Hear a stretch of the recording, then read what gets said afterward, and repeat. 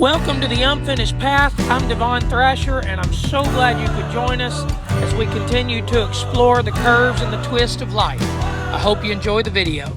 Today we're at the John Gordon house, and I'm super excited to show you some stuff here. There's a lot of history that occurred right in this area on the Natchez Trace, and one of the things I want to show you before we get done today, so make sure you stay to the end, is a trail that exists here that not very many people know about. John Gordon arrives in Nashville with his mother in the mid-1780s, and he is a young man at the time. He marries a lady named Dolly Cross. Dolly is her nickname, but that is what she is known by. And they move out here to Duck River, Tennessee, where they will eventually build the John Gordon house, strangely enough, in 1802. At that same year, 1802, 1803, there was an army expedition that had been pushing further south into what was then Indian territory. Matter of fact, this whole area was Indian territory. I looked it up. I believe Nashville had something like 1,200 people. Don't quote me on that. So very sparsely populated area. But this military expedition needs to cross the Duck River, and so they build barges and rafts and they get their army across.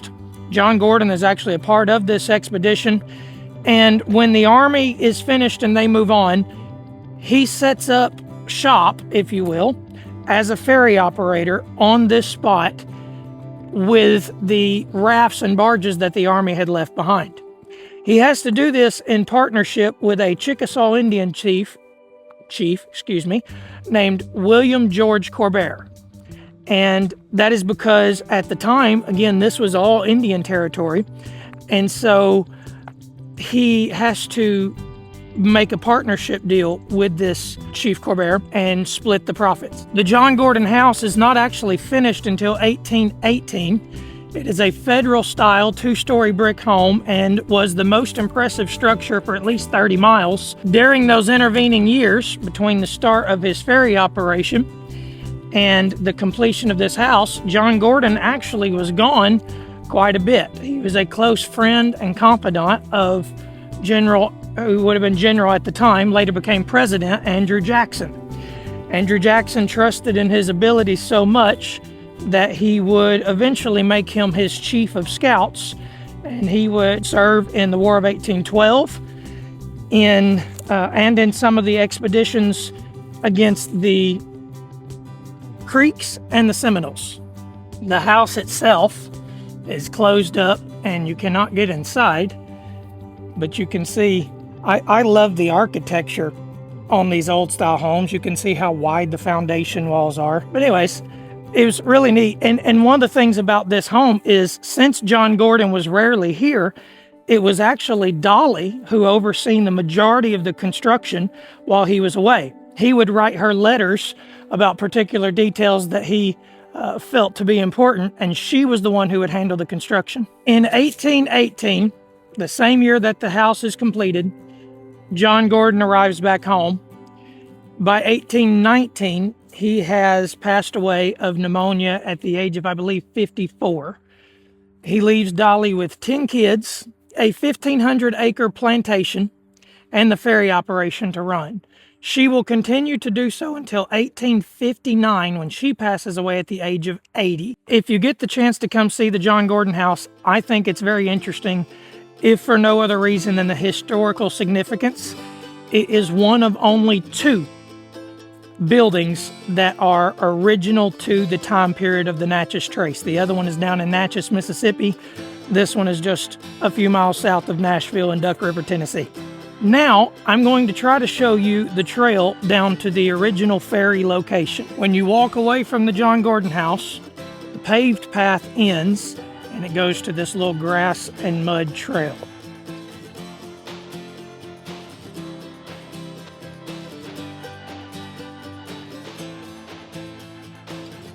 They have done a lot of maintenance on this trail. It's one that I've actually visited several times.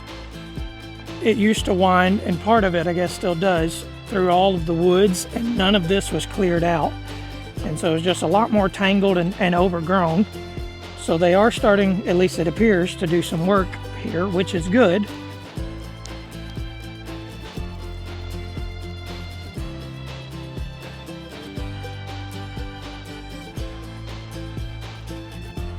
if you'll come during springtime, you also get these beautiful little yellow flowers. Anybody know what those are? I'll find them every spring in Middle Tennessee. I don't know if they grow elsewhere, in seemingly random scattered locations, but they are beautiful and adds a nice little pop of color.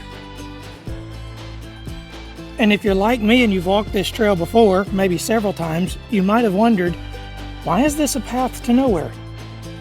But it's actually not. It does go somewhere. It's just that here is where everybody gets messed up.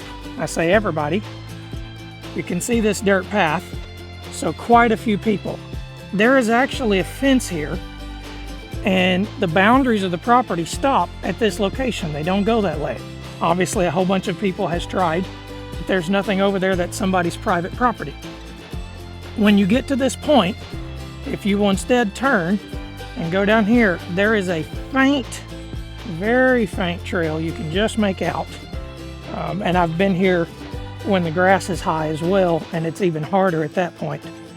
But if you'll come down this way here, I'll show you where you can find the rest of the trail.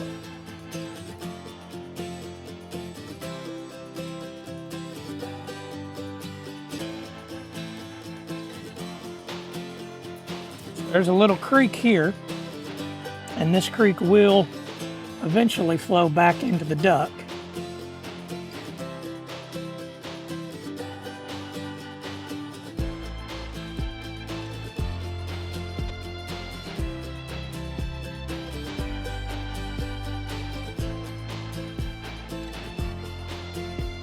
On this 1,500 acre farm, I mentioned Dolly continued to run it until she was 80 years old when she passed away. They also had quite a few enslaved people who worked the farm. I don't know exactly how many. So when I say it was Dolly and her kids, understand the era that this historical event and location occupied. It wasn't just them. Right here, you see, finally kind of shows a little bit of a trail. So I'm not the only person to have found this, but it comes down to a little bridge. Okay, where a bridge used to be. Ah, there goes a crane. I don't know if you can see it. So anyways, I'm standing here and I look across, and there's obviously, that used to go to something. And I have actually seen this spot before, but I just assumed that this was the end of it. And so I've walked this tree line, found the creek, found this little broken bridge area, and thought, okay, it must have been where the old trace used to go through, and it goes into somebody else's property now. But for whatever reason, I was looking over there, and I realized there's no trespassing signs. And so I pull out my phone and I look at my maps, and that is also part of the same Natchez Trace land area. It's controlled by the government. And again, I'm probably not the only person to cross this creek. And at the wrong time of the year, you might get your feet wet. You heard the splash? I just got mine wet. Anyways, you can cross this little creek. Bring hiking boots, it might work out better for you. Come down, and when you cross up on the other side, you are indeed standing on part of the old Natchez Trace. So the first part is the trail at the John Gordon house. You can't quite, well, there it is. So right here would have been how closely the old Natchez Trace came through to where he built his house. One of the first things you'll see is this old sign. It's obviously pretty hard to make out. It's quite dirty, but you can make out most of it. General James Wilkinson. This is the American Army I was talking about that began building the road here in 1802. And John Gordon used the boats to operate the ferry after that. There used to be a trail coming through here. Matter of fact, if somehow the National Park Service sees this, please build some kind of bridge or something over there, because this is really awesome. And I would love to see the path to get to here a little easier so more people could traverse it.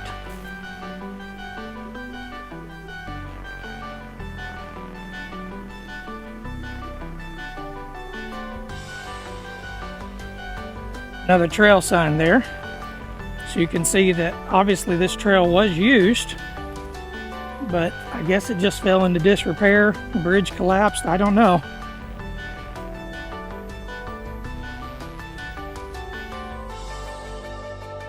If you end up crossing the creek, you might want to make sure you bring some shoes that can get wet.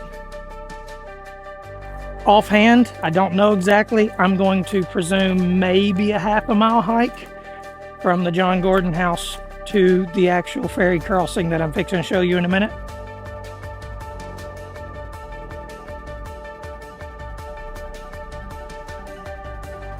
There's another marker.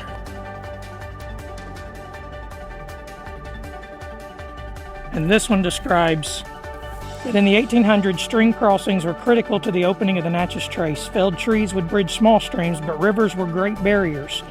Large-scale bridge building was impractical in the wilderness, and rivers like this could be forded only during the dry period, so a ferry was the best solution.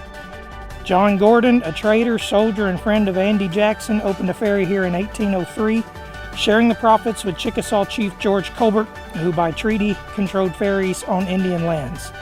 Gordon's ferry crossed the Duck River for over 90 years until a bridge opened in 1896. And right here is the Duck River.